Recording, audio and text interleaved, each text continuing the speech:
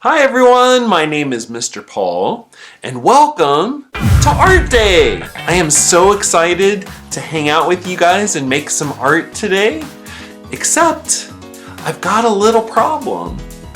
I don't feel very inspired. I don't know what to make. I've been sitting here thinking, uh-oh, my friends are gonna be here very soon, and I don't have any idea what we're going to make together today. Don't worry, I've got a solution. Whenever I need a little inspiration, I just call one of my awesome artist friends to help me out. So today I'm going to call Anne Ilvisaker, who is an awesome author. She writes books for young adults. She also writes poetry, and she's a visual artist. She does everything, so if there's anyone who can help me, it's her.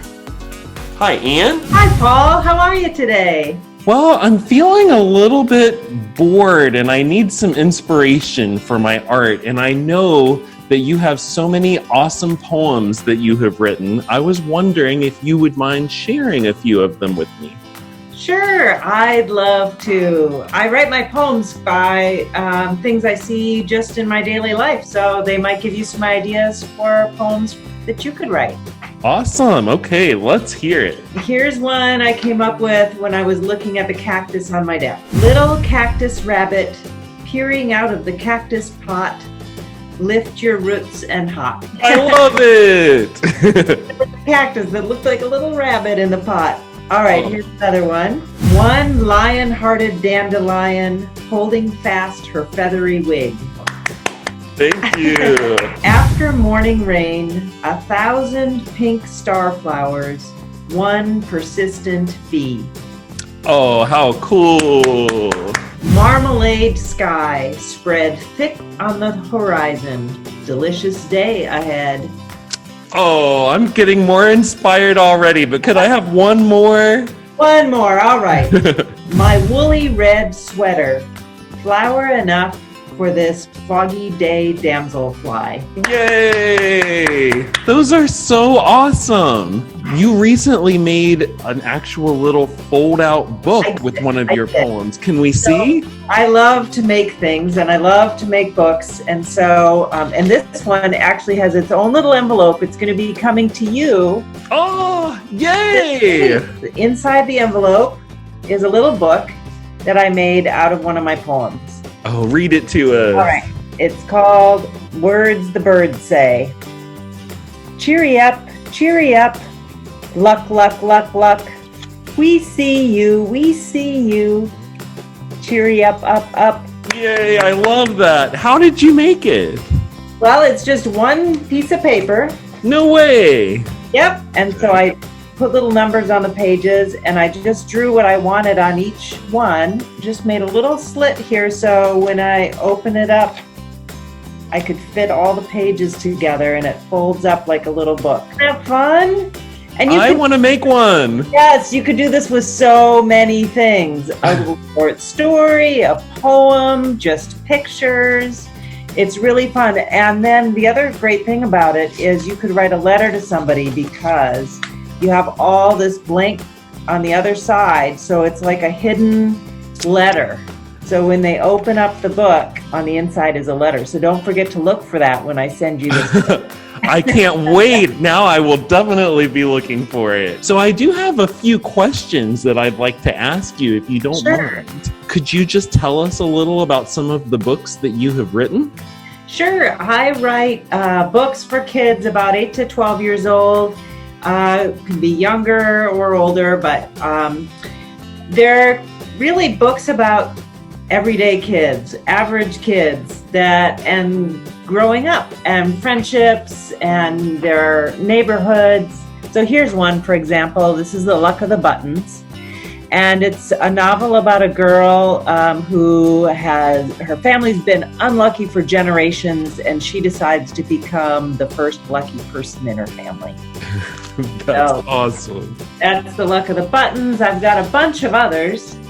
Wow, you've been busy. I've been busy. There's more about the unlucky Button family. There's one about a boy and the dog he finds down by the river. I've read that one. I love that one. Oh, good. Yes. Yay. And one, Dear Papa, that's a book all written in letters. And if you'll notice on a couple of these books, there's old photos on the covers. Yes. Well, I get a lot of my ideas from old photos. And so these are actually, that's my aunt. That's the house my mom grew up in. And my grandpa had a filling station, what they used to call gas stations. I used the pictures, and in this one, there's a picture of a family with a bunch of chickens. Uh-huh. And all of those are old family photos, but I didn't really know much of the story behind them, so I made up stories to go with them. So that's another way to get inspired, is to look at old pictures and make up your own story. Your own story. I even go to the antique store sometimes and buy pictures that I don't know anything about, just the old photos. And so what else besides looking at old photos inspires you? How do you get your ideas? I like to listen to people talk.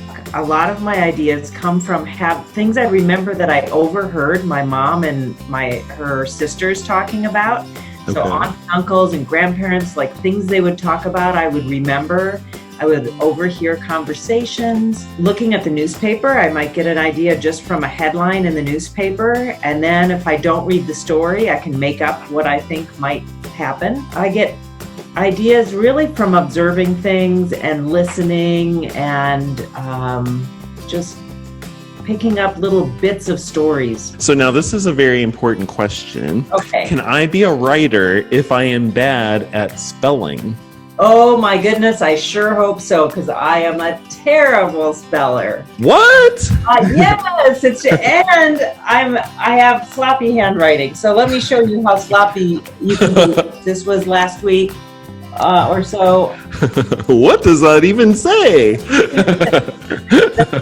I just start scribbling things down, and the key for me is getting down as many ideas as I can and as fast as I can. Because once I stop to worry about spelling or handwriting, then the ideas escape before I can get them on paper. Because it really doesn't matter how things are spelled until it's going out in the world. And then there's ways to find that out. I can look in the dictionary, do spell check on the computer, I can figure it out later.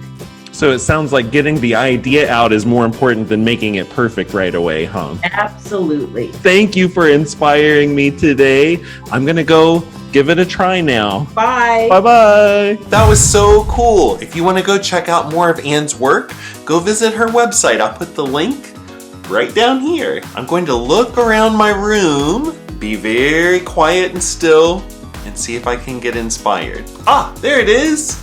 My shelf with all my paint on it. I think I'm going to write a poem about that. I'll start just by writing some words that kind of describe what I'm seeing and feeling. They're tubes of paint, lots of colors. They're on a shelf. It kind of looks like a rainbow with all of those colors. And I use all of this to make art. Now let's try writing a poem about it. All the colors of the rainbow. No, wait, I'm gonna change that. All the rainbow's colors collected in tubes on my shelf, waiting to become art. Ta-da! I'm a poet! You can do the same exact thing. Look around, find something that inspires you, and write your very own poem. Next, let's try to make our very own zine, just like Anne's. A zine is just a really small, homemade book. Okay, for today, we're going to need paper, pencil, whatever you like to color with, and a pair of scissors. I'm going to start by folding this piece of paper in half, long ways. Now I'm going to take this and fold it in half twice the other way. Okay, now open your paper back up and you should see 8 different sections. Turn your paper sideways, and starting at the bottom left, we're going to write some numbers so we know what page we're looking at.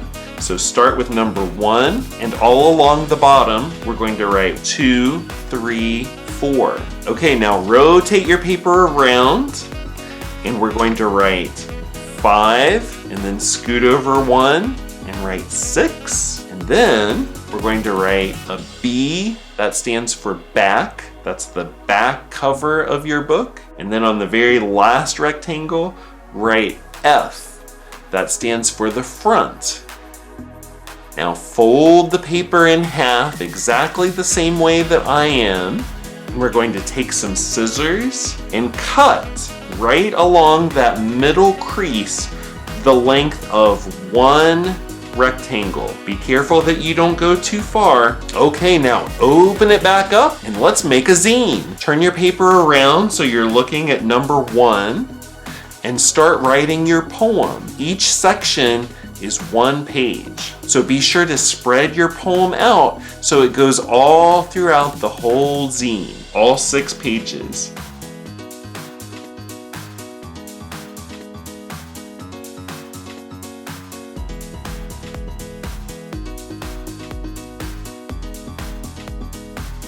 And now start drawing whatever you want. And you can let your pictures cross over from one page to the next. They can be as big or as small as you want. You could do a different picture on each page, or you could let them all be connected. It's your zine, do whatever you want.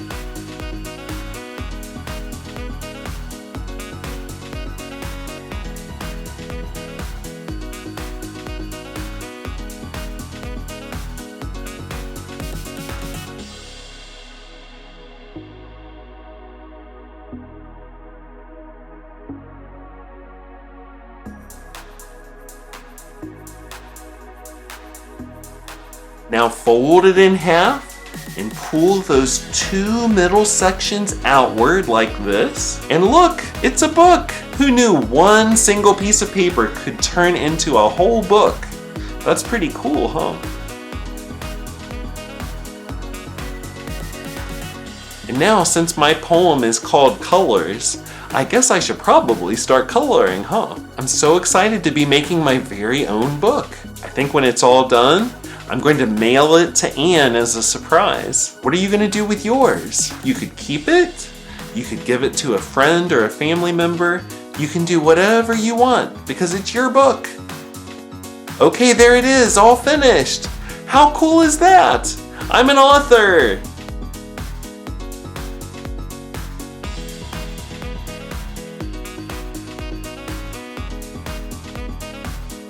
All the rainbow's colors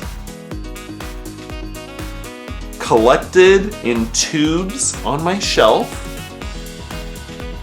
waiting to become art. I can't wait to send Anne my zine and thank her for inspiring me so much today. I hope that we inspired all of you too, and I hope that you have so much fun writing your own poems, drawing your own pictures, and making your own zines. Remember, you can always get inspired, even if you start out thinking you have no idea what you want to do. Have fun, be creative, make art, and I'll see you next time. Bye-bye, everybody.